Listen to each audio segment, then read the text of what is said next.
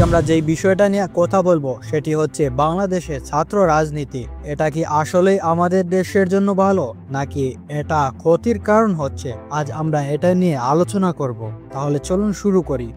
প্রথমেই আমরা জেনে আসি আসলে ছাত্র রাজনীতি আবার কি। প্রথমে একটু বুঝে নেই ছাত্র রাজনীতি আসলে কি। ছাত্র রাজনীতির মানে হচ্ছে শিক্ষা প্রতিষ্ঠানে ছাত্ররা রাজনৈতিক দলের সঙ্গে জড়িয়ে রাজনীতি করে। এটা আমাদের দেশে অনেক পুরানো ঐতিহ্য। ভাষা আন্দোলন, মুক্তিযুদ্ধ এইসব ক্ষেত্রে আমরা ছাত্ররা বড় ভূমিকা রেখেছি। তাই তো আমরা ছাত্র রাজনীতিকে অনেক সময় গর্বের সঙ্গে দেখি। কিন্তু সময় বদলাচ্ছে। আজকের ছাত্র রাজনীতি কি সত্যিই সেই আগের মতো নাকি এটা এখন অন্যদিকে চলে গেছে? চলুন একটু খুঁজে আসি। চলুন আমরা জেনে আসি ছাত্র রাজনীতির সমস্যাগুলো কি কি হতে পারে।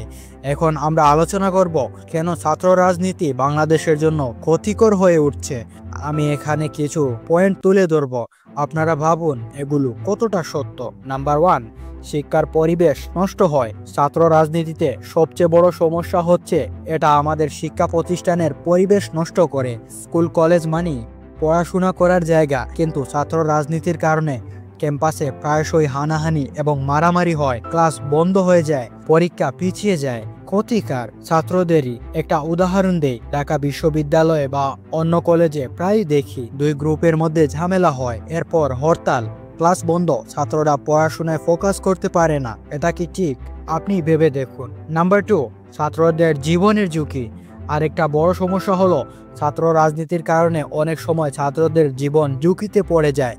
মারামারি, হামলা, এমনকি খুনও হয় এবং আমরা বর্তমানে এটা প্রায়শই দেখে আসছি এবং এটা নিয়ে নতুন করে আলোচনা করার মতো কিছুই নেই। আমরা জানি বর্তমানে বাংলাদেশে খুনের হার কিরকম বেড়েই চলছে। যেই পরিবারের একজন সদস্য মারা যায় সেই জানে এটা কতটা কঠিন। এটা কোনো ছোট বিষয় নয়। একজন ছাত্র ক্যাম্পাসে পড়ে আছে, সে কি এসেছে এখানে মার খেতে বা আরো খারাপ কিছুর জন্য? আমরা প্রায়শই নিউজে দেখে থাকি ছাত্র রাজনীতির নামে মারামারি হচ্ছে আর কেউ আহত হচ্ছে কিংবা কেউ কেউ মারা যাচ্ছে। এটা কি আমরা চাই? আমাদের দেশের ভবিষ্যৎ কি এরকম চাই? তাদের জীবনের কি কোনো মূল্য নেই? এবং এই ছাত্র রাজনীতির কারণে খুন, ধর্ষণ এটা আমাদের দেশে বর্তমানে খুব সাধারণ একটা বিষয় হয়ে উঠছে। নাম্বার 3, রাজনৈতিক দলের হাতের পুতুল। আরেকটা বড় ব্যাপার হলো ছাত্ররা অনেক সময় রাজনৈতিক দলের হাতের পুতুল হয়ে যায়। বড় বড় রাজনৈতিক দল তাদের নিজেদের স্বার্থে ছাত্রদের ব্যবহার করে। তারা ছাত্রদের নিয়ে হরতাল করায়, মিছিল করায়, এমনকি মারামারি করায়। কিন্তু এতে লাভ কার? দলের নেতাদের। আর ছাত্ররা তাদের পড়াশোনা নষ্ট করে, তাদের ভবিষ্যৎ নষ্ট হয়।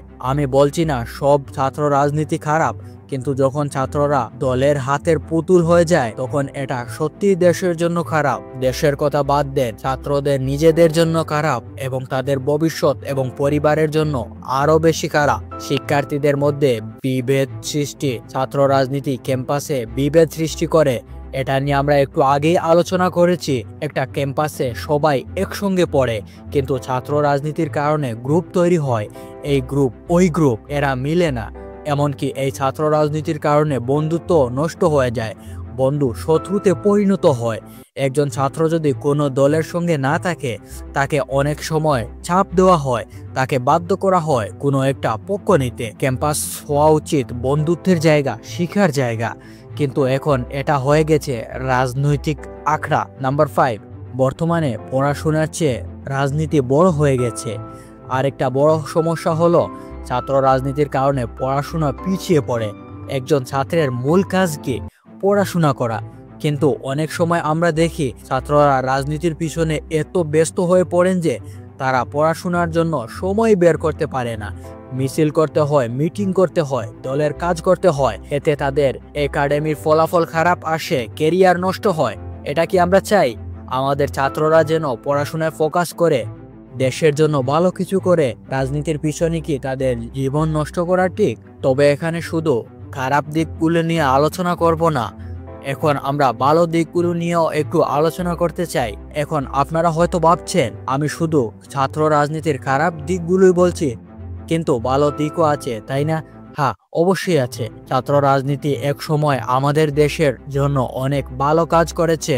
1952 সালের ভাষা আন্দোলন, 1971 সালের মুক্তিযুদ্ধ, ছাত্ররা তখন দেশের জন্য লড়াই করেছে, তারা জীবন দিয়েছে, এটা আমরা কখনো ভুলবো না। ছাত্র রাজনীতি ছাত্রদের জন্য নেতৃত্বের গুণ তৈরি করে, তাদের মধ্যে সচেতনতা বাড়ায়। কিন্তু আজকের ছাত্র রাজনীতি কি সেই একই পথে আছে? আমার মনে হয় না। আজকের ছাত্র রাজনীতি অনেকটা দলীয় রাজনীতির অংশ হয়ে গেছে। এটা আর শুধু ছাত্রদের অধিকারের জন্য লড়াই না, এটা এখন ক্ষমতার লড়াই। এটা কি আমাদের দেশের জন্য ভালো? এখন প্রশ্ন হলো, ছাত্র রাজনীতির এই সমস্যাগুলো সমাধান কি? কিছু সমাধানের মধ্যে হতে পারে ক্যাম্পাসে ছাত্র রাজনীতি নিষিদ্ধ করা। অনেক দেশে এটা করা হয়েছে, যেমন ভারতের কিছু রাজ্যে ক্যাম্পাসে রাজনীতি বন্ধ করা হয়েছে। এতে ক্যাম্পাসে শান্তি ফিরে এসছে, ছাত্ররা পড়াশোনায় ফোকাস করতে পারে। কিন্তু এটা কি আমাদের দেশে সম্ভব? আমাদের দেশে ছাত্র রাজনীতি ঐতিহ্য অনেক পুরানো, এটা হঠাৎ বন্ধ করা কঠিন। তবে আমরা কি এটা নিয়ে ভাবতে পারি না? অবশ্যই ভাবা যায়, কারণ এর জন্য অনেক মানুষ প্রাণ হারাচ্ছে। মানুষের জীবনের চেয়ে আর কি বড় হতে পারে?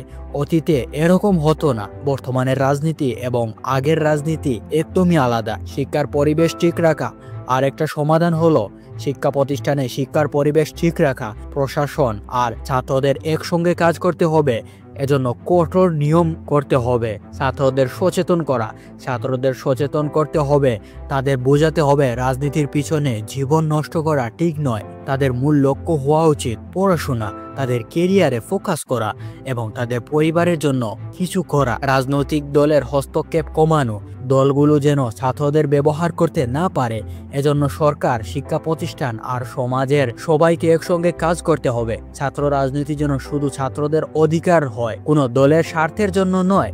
কিন্তু বর্তমানে কি এটা হচ্ছে? একদমই না, এর উল্টোটা হচ্ছে।